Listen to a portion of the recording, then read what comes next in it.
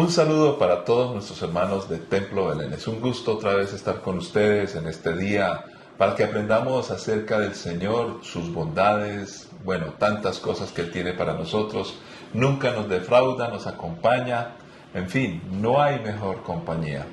Y por supuesto que es grato también disfrutar del prójimo, de nuestros hermanos que están alrededor, esperando bendecir a ese resto de prójimos que tenemos, que son aquellos familiares, amigos, vecinos, y así acrecentar nuestra expansión, nuestra influencia hasta lo último de la tierra, porque muchos necesitan del Señor.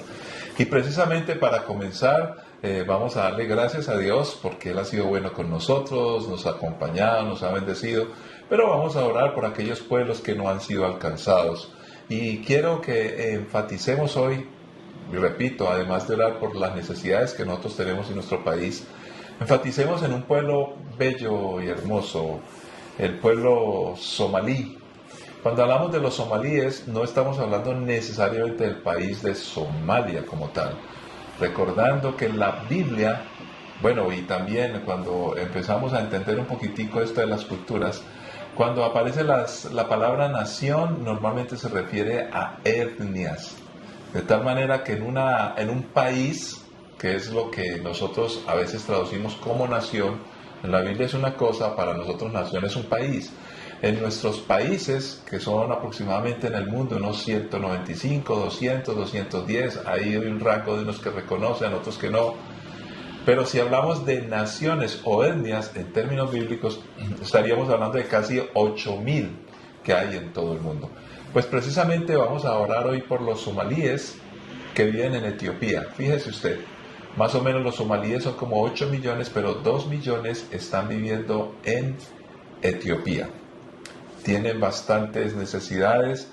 Ellos son un pueblo bastante antiguo que apareció por ahí en el año 1200 después de Cristo en el Cuerno de África. Y allí por años son pueblos que están así. Ahora, la pregunta que nos hacemos es, ¿por qué hablamos de somalíes que no son de Somalia, están en otros países? Porque ellos son nómadas. Desde remotos años atrás, estamos hablando 1200 años después de Cristo, estamos hablando más de 800 años atrás, pues ellos por toda África, pastores, o con sus rebaños, sus ovejas y los animales que tuvieran, andaban por todas partes. Entonces esto ha hecho que estén regados. Segundo, que desafortunadamente muchas de esas etnias viven en varios países, pero no tienen un país propio. En el caso de los somalíes podríamos hablar de Somalia, pero hay muchos millones que están por fuera. Así que oremos por ellos. Es muy interesante conocerlos un poco más, no los conozco del todo, pero sí he leído. Por ejemplo, allá, aunque la influencia islámica es fuerte, por allá en el año 1650, los árabes se metieron allí y, a punta de fuerza conquistaron estos pueblos y los hicieron volver musulmanes. Sin embargo, tienen sus mezclas en las creencias y, por ejemplo, las mujeres nunca se ponen velo. Es bien interesante estudiar. Oremos por ellos y luego oramos por nosotros y nuestro país. Padre que estás en los cielos, gracias por los somalíes, Señor, por todos los que están en el mundo. Pero queremos orar enfatizando en los que están en este momento en Etiopía, Señor. Ha habido hambrunas, ha habido, conflictos de otra índole, las drogas también están penetrando en estos pueblos, Señor. Y en fin, esto de no tener un terruño, además de sus costumbres, su cultura, porque son nómadas o Dios, algunos, ha hecho que pasen penurias en muchos sitios donde han tenido que habitar. Señor, te pedimos que el Evangelio siga corriendo, que haya creyentes que les prediquen, que los que están siendo llamados, tócale las vidas, los corazones, para que puedan llegar a ellos de la mejor manera posible. Señor, lo clamamos, lo pedimos y lo creemos, oh Dios. Y es nuestro deber seguir intercediendo porque nos has puesto como iglesia para que vayamos, para que llevemos, para que seamos testigos, para que creamos en el plan que tú tienes con todos nosotros. Glorifícate pues en el nombre de Cristo Jesús. Tú eres un Dios grande, tú eres un Dios bueno, para siempre es tu misericordia, Señor. Gracias Dios, porque es por esa maravillosa forma de amarnos que nosotros te conocemos y queremos llevar ese amor también a todos estos pueblos y a estas naciones. Así que esta iglesia que está creciendo, que siga adelante, los pocos creyentes que hay, que sean fortalecidos.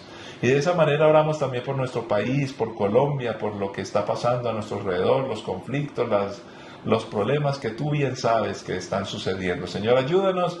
Queremos llevar el Evangelio de la mejor manera, siendo buenos testigos, siendo de buen ejemplo, Señor, para tocar las vidas de los corazones necesitados. Todo, una vez más, para tu honra y gloria y para bendición de muchos, en el nombre de Cristo Jesús. Amén. Amén. Muy bien, vamos a ir a la palabra del Señor y vamos a una historia muy bonita que estamos continuando. En esta ocasión yo no sabría decirles de quién es la historia, pues vamos a decir que es de Josué, pero hay tantos personajes y hay tantos impactos emocionales en la partecita de esta historia que continuamos del Génesis, que es difícil decir en esta porción que vamos a leer hoy quién es realmente o quién es el protagonista. Esa es la realidad de la vida. Por eso me encanta que podamos estudiar el Antiguo Testamento y sacarle bastante provecho. Así que vayamos al capítulo 42 del libro de Génesis. Y vamos a permitir que la palabra de Dios toque nuestras vidas. Vamos a leer a partir del versículo 6. Les pido por favor que presten atención a esta lectura y metámonos en la historia. Vamos a ver cómo sale esta historia para todos nosotros en el día de hoy. Como Josué era gobernador de Egipto y estaba encargado de vender el grano a todas las personas, sus hermanos tuvieron que acudir a él. Cuando llegaron se inclinaron delante de él con el rostro en tierra. José reconoció a sus hermanos enseguida, pero fingió no conocerlos y les habló con dureza. «¿Ustedes de dónde vienen?», les preguntó. «De la tierra de Canaán», contestaron. «Venimos a comprar alimento». Aunque José reconoció a sus hermanos, ellos no le reconocieron a él. Entonces recordó los sueños que había tenido acerca de ellos hacía muchos años atrás y les dijo: «Ustedes son espías, han venido para ver lo vulnerable que se ha hecho en nuestra tierra». «No, mi señor», exclamaron. «Sus siervos han venido simplemente a comprar alimento. Todos nosotros somos hermanos, miembros de la misma familia, somos hombres honrados, señor. No somos espías». «Sí lo son», insistió José. «Han venido para ver lo vulnerable que se ha hecho en nuestra tierra». «Señor», dijeron ellos, «en realidad somos 12 en total. Nosotros, sus siervos, somos todos hermanos, hijos de un hombre que vive en la tierra de Canaán.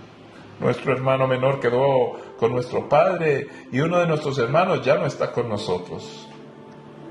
Pero José insistió: «Como dije, ustedes son espías. Voy a comprobar su historia de la siguiente manera. Juro por la vida del faraón que ustedes nunca se irán de Egipto a menos que su hermano menor venga hasta aquí.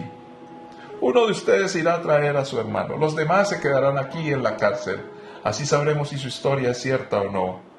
Por la vida del faraón, si resulta que ustedes no tienen un hermano menor, entonces confirmaré que son espías». Entonces José los metió en la cárcel por 3 días. Al tercer día José les dijo: «Yo soy un hombre temeroso de Dios. Si hacen lo que les digo, vivirán. Si de verdad son hombres honrados, escojan a uno de sus hermanos para que se quede en la cárcel.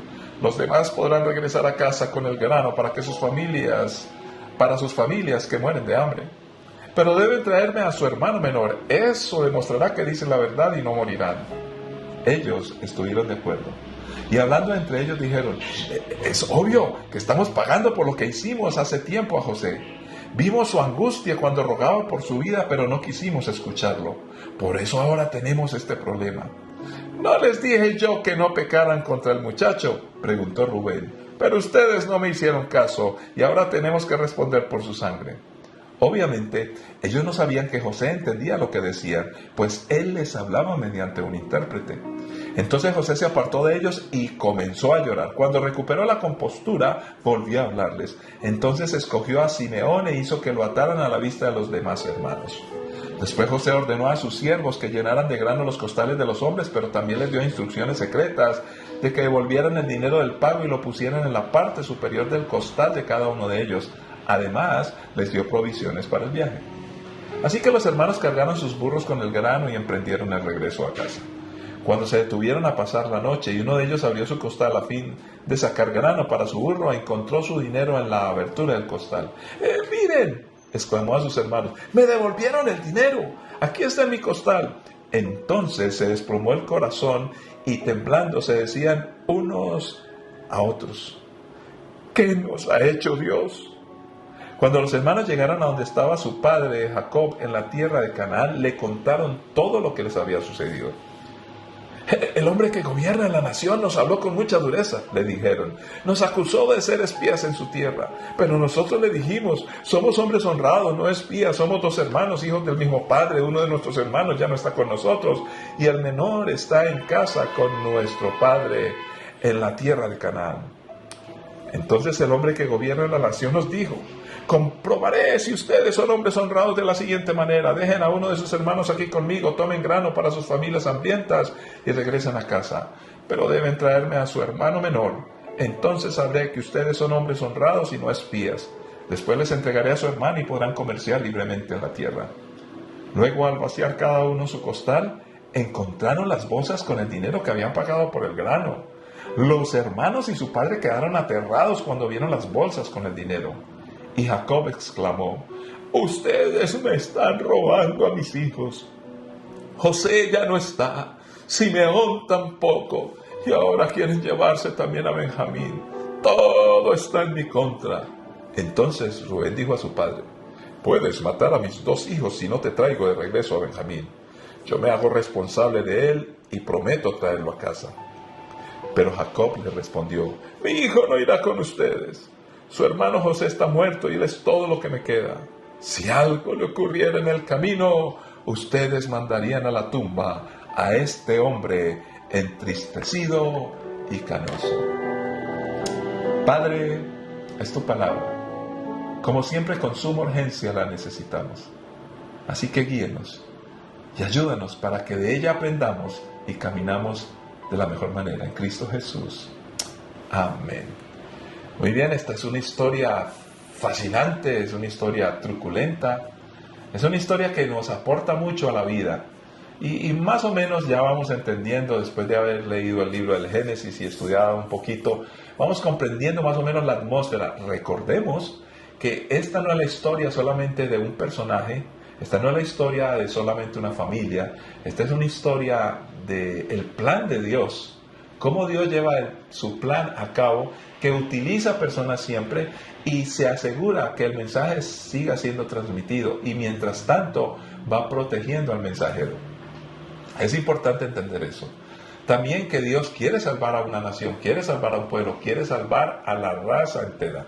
De tal forma que el alimento que surgió en Egipto no solamente bendijo a Egipto, sino que bendijo a el pueblo de Dios, como ya estamos estudiando en esta historia, y otras naciones alrededor, en la hambruna que hubo en esa época, fueron a Egipto. De tal manera que ya la salvación de parte del pueblo de Dios, en el llamado Abraham, se empieza a completar y a cumplir.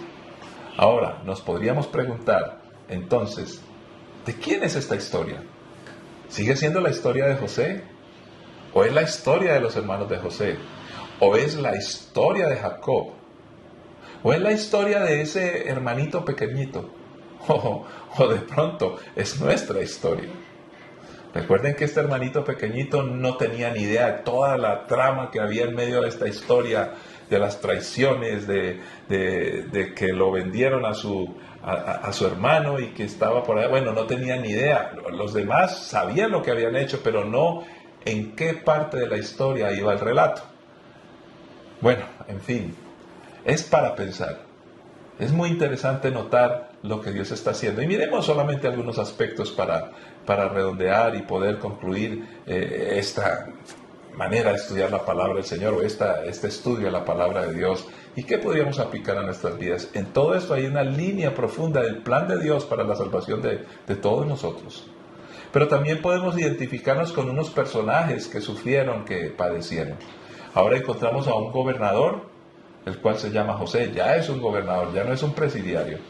Y estaba encargado de toda la administración del grano, de la riqueza que había en Egipto para poder alimentar no solamente a su pueblo, el egipcio ahora, sino también a otras naciones y, entre otras cosas, al pueblo verdadero suyo, al pueblo de los hebreos. Dice la historia que cuando se encontraron, porque ellos llegaron a buscar alimento y él era como el administrador de todo, dice que inmediatamente los reconoció, fingió no conocerlos y les habló con dureza. ¿Por qué les habló con dureza? ¿Qué hace que nosotros a veces hablemos con dureza? Cuando la vida ha sido compleja y difícil, sea nuestros errores, o sea los errores de los demás, o errores que vinieron de unos terceros, en fin, no importa si viene de la familia o qué, pero a veces la vida nos pone duros. Y entonces nosotros queremos ignorar ciertas cosas, o sería una estrategia, pero al fin y al cabo les ignoró. Ellos no le reconocieron. Y fíjese que inmediatamente, estoy simplemente recordando algunos apartes para amplificar el texto, dice que cuando los vio y pasó todo esto, se les ocultó, aunque no lo reconocieron. Tenemos que recordar que pasaron muchos años y que ya José como gobernador tenía un ropaje distinto, tal vez tenía hasta maquillaje que se cree que los egipcios tenían desde mucho tiempo atrás. Algunos dicen que no sabemos en esa época cómo era, pero que ellos acostumbraban a rasurarse. Bueno, en fin, hay un montón de cosas aquí que él podía reconocer a su familia, pero no su familia a él. Inmediatamente que los vio, recordó los sueños. Los sueños que vienen de parte de Dios y los sueños que se van gestando dentro de una atmósfera correcta de la palabra, porque ojo, a veces tenemos algunos anhelos, pero si hemos recibido bendición de nuestros padres y bendición de la palabra, esos anhelos normalmente en su mayoría van a estar tocados por esa bendición que ya tenemos. Ahora, si crecimos en un hogar disfuncional, tenemos resentimiento y rabia, pues nuestros sueños o nuestros anhelos, que realmente serán más pesadillas, estarán disfrazados de sueños, de ilusiones y de deseos, pero esos deseos tal vez sean pecaminosos, porque nuestras grandes añoranzas o lo que deseamos más bien va a tener que ver con esas insatisfacciones y con la forma no correcta en que fuimos levantados. Ahora, cuando ya les dice, ustedes son espías, bueno, yo creo, no sé hasta qué punto él era tan intencional en lo que estaba diciendo. ¿Por qué lo hizo? ¿Guiado por el Señor? Yo creo que sí, porque Dios es soberano. Pero fíjense que los está tratando duramente. Y en ese momento ellos, que eran tan poderosos, cuando tomaron a su hermano y engañaron a su padre, lo tiraron a la cisterna y luego lo vendieron, pues en ese momento ya son una familia, son personas adultas, pero están totalmente vulnerables. La vulnerabilidad lo cambia todo. Por eso hay un dicho que dice por ahí, cuando vayas subiendo por el camino de la vida, saluda a todo el que viene de regreso. ¿Por qué? Porque algún día tú vas a venir de regreso y los que vayan subiendo tal vez te saluden. O como dicen también, que todo se devuelve. Yo creo que ese es un temor permanente que hay en todos nosotros. De hecho, una de las acepciones o uno de los términos antiguos donde nosotros lo traducimos al español como pecado, tiene que ver con esa sensación que se comete una falta y por haberla cometido inmediatamente sentimos que en algún momento esa falta que hicimos contra otro va a venir hacia nosotros. Y fíjense, empiezan a recordar ellos, todos nosotros somos hermanos. En el momento de la vulnerabilidad la familia es muy importante.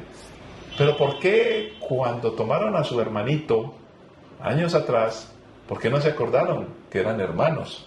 Bueno, lo sabían, pero no lo tuvieron en la cuenta. Y fíjense que ya están entrando en un grado, y esto nos pasa a todos, cuando va pasando la vida, los años vienen, las crisis, a veces la vulnerabilidad que ya se va haciendo más evidente en nosotros. Entonces eso nos va haciendo tan conscientes, empezamos a añorar más la familia, y empezamos a no disfrazar tanto las cosas, ya como quien dice, no tenemos nada que perder, ya estamos viejos. Y ella dice, no, miren, nosotros somos honrados, somos buenos, y somos 12, pero nuestro hermano menor quedó con nuestro padre, y uno de nuestros hermanos ya no está con nosotros. Entonces se referían a Benjamín, y uno ya no está con nosotros. No dijeron la verdad, no les convenía, entre otras cosas, pero se empiezan a acordar de su hermano. ¿Por qué será? Cuando uno es vulnerable, cuando uno sabe que la vida no es tan fácil, uno empieza a ser más sensible. Y empiezan las versiones de la historia. José tal vez esperaría, no, ¿cómo le parece, Señor, que cometimos un error con nuestro hermano y él debe estar por aquí en Egipto porque, no, es que hicimos algo? No lo contaron, estaban en tierra extraña, la culpa empieza a surgir. Y por eso yo quiero que usted vaya pensando en estos términos. La culpa es mejor superarla que sentirla, definitivamente. Entonces, ¿por qué se sienten tan vulnerables? Y fíjese que, guiado por Dios, creo yo, en la soberanía de Dios, aunque no sé qué tan consciente era José, le dice, oiga, necesito que me traigan, ustedes por favor, tráiganme, voy a comprobar si esta historia, que su hermano menor venga hasta aquí. Y cuando le dice eso, el hermano menor, nuestro hermano menor, recuerden que el hermano menor antes había sido José, el que está haciendo algo malo, el que debe siente que tiene que pagar. Encontramos un punto bastante vulnerable para toda la familia. Y en palabras paisas hablemos más claro, el que tiene el rabo de paja, que no se arrime a la candela. Ahora, José en este juego de palabras, y vayamos aprendiendo también, él, aunque los puso en cintura, y aunque los está confrontando con lo que más les puede doler, esto les ayuda a reflexionar. Entonces mire cómo él va llevando el diálogo, pero él siempre tuvo en su corazón una cosa buena, ayudar a su nación. Entonces a veces nosotros los padres debemos aprender de estrategias como estas. Hay que confrontar, pero siempre con el hilo o el foco o el objetivo de llevar a nuestros hijos a nuestro alrededor a que tengan la bendición que Dios les quiere entregar. No es para castigarlos en el mal sentido de la palabra. El castigo es bueno cuando es correctivo. No me refiero es como a condenarlos para destruirlos, sino a hacerles reflexionar acerca de sus errores. Y entonces al tercer día los manda a la cárcel y dice, yo soy un hombre temeroso de Dios, si hacen lo que les digo, vivirán. Entonces encontramos aquí como eso de que a los hijos hay que soltarle la cuerda, pero a veces hay que retenerlos. Suéltele y retiene, suéltele y retiene. Con mucho cuidado, porque ellos tienen que aprender a vivir la vida, tienen que aprender a caminar de la mejor forma, pero no podemos soltarlos demasiado, pero tampoco podemos amarrarlos. Encontramos aquí todo esto. Y fíjese, hay una condición que hace único a José en comparación de sus hermanos. José no tenía culpas y nunca permitió que la culpa lo destruyera, porque se mantuvo intacto, se mantuvo incólume, se mantuvo correcto. Ahora, llega un punto clave acá de la historia. Dice, es obvio, dicen los hermanos, que estamos pagando por lo que le hicimos hace tiempo a José. Me enseña entonces las escrituras que hay una ley de la siembra y la cosecha, y no estamos hablando de dinero, estamos hablando de todo lo que nosotros hacemos siempre traerá o tendrá una consecuencia. Y fíjense que ya uno de los que estaban allí, pregunta a Rubén, dice, no les dije, les advertí yo que no pecáramos contra el muchacho, ahora tenemos que responder por su sangre. Mis queridas familias, mis queridos hermanos, creyentes, piensa bien en las decisiones que estás tomando. ¿Por qué estás haciendo lo que estás haciendo? ¿Hablaste con honestidad? ¿Estás juzgando a la ligera demasiado las cosas? ¿Por qué tenemos que apresurarnos y tomar decisiones equivocadas? Estos muchachos, cuando eran más jóvenes, tomaron la decisión equivocada. Se les advirtió, pero no quisieron hacer caso y vienen las culpas. Y cuando vienen las culpas, es muy duro. Esa culpa nos persigue y la única manera de empezar a superarlas es pidiendo perdón y recuperando las relaciones que dañamos y deterioramos. Por supuesto que en ese momento ellos no estaban en shock, no estaban en condición de hacer semejante reflexión. Y vuelven y dicen más adelante, ¿qué nos ha hecho Dios? Ahora, aquí ya hay una crítica. ¿Por qué tenemos que meter a Dios en cosas que son nuestra responsabilidad? Pues yo meto a Dios para pedirle perdón. Y meto a Dios porque quiero que me dirija mi vida antes de... Porque queremos que Dios arregle lo que nosotros regamos, lo que nosotros destruimos. Pues por supuesto que por su misericordia Él nos ama tanto que nos ayuda a recuperar. Pero no empecemos y peleemos contra Dios. Por eso el Señor le decía a Pablo cuando se encontraron, ¿por qué luchas? ¿Qué te sacas con darte cosas contra el aguijón? No te resistas a Dios. A Job le pasó lo mismo. Aquí pasa lo mismo. Ellos dicen, ¿qué nos ha hecho Dios? No le echemos la culpa a Dios. Empecemos a reconocer nuestros errores. Bueno, y en fin, ahí sigue la trama. Se va contando todo. Qué duro es pedir perdón entonces. Pues la culpa es más brava. Así que en el nombre de Cristo Jesús te invito a que nos recuperemos. Ellos estaban ablandando las circunstancias, el hambre, el temor, lo que le hicieron a su padre, en fin. ¿Qué hicimos nosotros? Sería la pregunta correcta, no qué hizo Dios.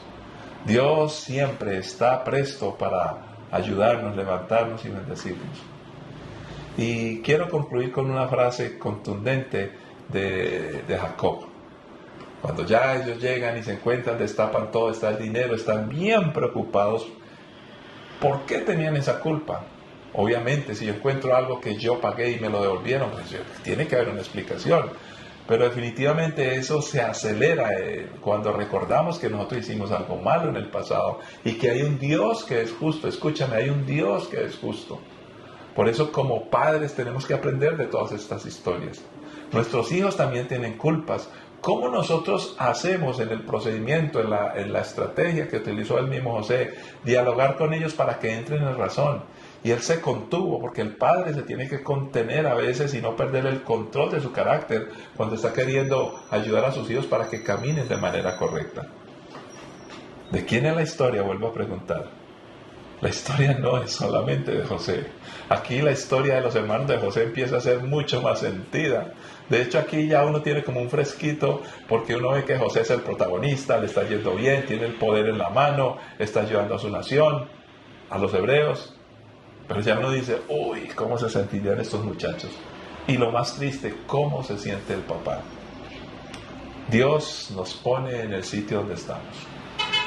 Y Dios nos confronta con las realidades. Entonces vamos a hacer unas conclusiones aquí interesantes. ¿Cuál sería el miedo de Jacob? Porque dice la historia, en la última frase que leímos, esta historia continuará a propósito, pero dice, si algo le ocurriera en el camino, pensando en el nieto, ustedes mandarían a la tumba a este hombre entristecido y canoso. ¿Cuál era el miedo y por qué dice entristecido y canoso? Un pensamiento pesimista. Había perdido la visión, por eso pensaba que la salvación estaba en Egipto. ¿Cuál era el miedo? Yo creo que su pasado lo estaba persiguiendo. ¿Cuántas veces engañó? ¿Cuántas veces hizo lo incorrecto? No confiaba en sí mismo, perdió la confianza, necesitaba fanosamente lo que tú y yo necesitamos, estar seguros en Dios y caminar con Él. Los errores en la vida nos persiguen inclementemente. Pero ¿qué puedo yo hacer con ello para que saquemos conclusiones? Primero, reconozcamos las culpas. Es mejor reconocer mi culpa que temerle a una culpa que no he solucionado. Ahora, obviamente el problema, lo que yo hice, ya lo hice. Pero la culpa me sigue destruyendo y dañando. En el momento en que yo empiezo a reconocer mi culpa y empiezo a pedir perdón a Dios y al prójimo cuando sea necesario, entonces ya la culpa no tiene esas garras contra mí. Querido hermano y hermana, si tú estás con culpas porque has hecho algo que no está bien, no puedes dormir, estás mortificándote cada noche, pero por orgullo no lo quieres reconocer, déjame decirte, te va a aplastar la culpa. Necesitas recomponer la confianza. Y esa confianza que necesitamos todos solamente viene de parte de Dios. Aunque muchas veces el problema es tan grande y la crisis en que estamos es tan grande, Dios, si nosotros reconocemos y empezamos a mirar que nuestros desastres nos han alcanzado, le decimos, Señor, perdóname, soy consciente de lo malo que he hecho. Entonces, aunque parezca muy compleja la solución, Dios obrará. Él no es mentiroso, Él está contigo, Él está conmigo, pero hay que reconocer. Normalmente nosotros, aún los creyentes, queremos el respaldo de Dios, pero nos cuesta reconocer nuestros errores y digámosle de frente nuestro pecado. Cuando nosotros le creemos a Dios, ¿y cómo le voy a creer? Yo sé que Dios existe, yo sé que Él es poderoso, pero cuando yo le digo, Señor, perdóname, la embarré y soy capaz de pedirle perdón a otros, en ese acto yo estoy reconociendo que Dios está por encima de todos y de todo que estoy haciendo lo que Él me pide, y entonces es allí donde Dios empieza a obrar. Deja y permite que Dios te sorprenda. Pero para que esa sorpresa llegue, debes de estar en una disposición correcta. Ahora, no es que condicionemos a Dios. Dios va a hacer la obra contigo, sinmigo y a pesar de mí. Conmigo, sinmigo, a pesar de mí la va a hacer. Pero yo tengo un deber de reconocer la palabra de Dios.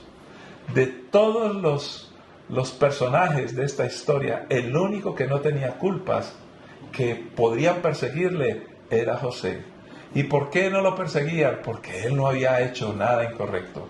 Entonces es muy importante caminar con la frente en alto delante de nuestros hijos, delante de los demás. Las culpas no tendrán cómo perseguirnos. Y si nosotros de alguna manera tenemos una culpa porque hemos fallado, pues pongámonos delante de Dios, pidámosle perdón, reconozcamos nuestra culpa, vayamos a aquellos que dañamos, lesionamos, pidámosle perdón, reconozcamos nuestra culpa, y entonces de esa manera Dios va a empezar a obrar lo que tenga que obrar en nosotros. ¿Estamos dispuestos a hacerlo? Porque si no, las consecuencias nos van a alcanzar. Piensa por un momento, estamos en la presencia de Dios. Él está en medio nuestro de la mejor forma permanentemente. Y digámosle: Señor amado, gracias por nuestro país, gracias por nuestra familia, gracias aún por las crisis que hay. Señor, ayúdanos a entender y a caminar en tu voluntad, estando seguros que tú eres fiel, Señor. Pero normalmente cuando oramos te estamos exigiendo y pidiendo que obres y que hagas cosas por nosotros o para nosotros. Pero en lugar de pensar en eso, aunque es bueno pedírtelo, ¿por qué lo pedimos? Señor, si yo fuera tan consciente de tu grandeza, no te pediría tanto. Tú sabes de qué tengo necesidad, dice tu palabra, Señor. Yo creo que más bien nosotros andamos pidiendo es porque tenemos desconfianza, porque no estamos afirmados en muchas cosas. Nuestro pecado, nuestra culpa nos persigue. Perdónanos, Señor. Porque si estamos caminando bien, podemos hablar face to face, frente a frente, cara a cara contigo, Señor. Porque ya no hay algo que nos haga agachar la mirada, Señor, que empecemos a caminar en desconfianza. Por eso queremos recuperar, Señor, esa confianza delante de ti. Y para eso te pedimos perdón, reconocemos nuestras culpas, porque es mejor, Señor, sobreponernos a la culpa, superar las culpas, que sentirlas y que ser pisoteados por ella. Por eso perdónanos y danos la sabiduría y la entereza para pedir perdón a quien sea necesario, Señor. Y entonces podemos, como José, caminar hacia adelante, entendiendo que tú tienes un plan de salvación, no solamente para nosotros, sino para todos los que vienen después de nosotros. Glorifícate en Templo Belén y ayúdanos a seguir, oh Dios, con el plan que nos has trazado para ser testigos desde acá hasta lo último de la tierra. Tenemos familias que estamos enviando, estamos dispuestos a fundar más lugares, a que seamos buenos padres espirituales, a que nuestros grupos pequeños en las casas donde estudiamos tu palabra podamos crecer. Señor, a que continuemos con ese deber sagrado de la gran comisión de predicar el Evangelio, Señor. Pero lo queremos hacer en confianza y que no sean las culpas las que nos hagan caer y agacharnos y empezar a pelear con todo el mundo, Señor, a desconfiar, a hablar con dureza, Señor. Y si hablamos con dureza es porque entendemos hacia dónde queremos llevar a aquellos que apreciamos y que amamos, porque no nos vengamos, no somos de resentimientos, no tenemos por qué estar prisioneros de las culpas, sino ser como José, Señor, siervos en tus manos, para tu honra y gloria y bendición de muchos, y que nuestra bendición que ya hemos recibido sea transmitida a todos aquellos que amamos en Cristo Jesús. Amén. Que la paz y la gracia de nuestro Señor Jesucristo les acompañe. Recuerde, si usted quiere orar o quiere continuar creciendo, tenemos el día de entrenamiento donde vas a estudiar muchas cosas. Si quieres ser generoso para apoyar misiones, ofrendar, pues ya sabes cómo hacerlo. Te estamos invitando a que allí en nuestra página web te comuniques con nosotros y, ¿por qué no?, que nos puedas visitar en nuestros lugares de reunión presencialmente. Bendiciones para todos y nos veremos de nuevo en una próxima ocasión.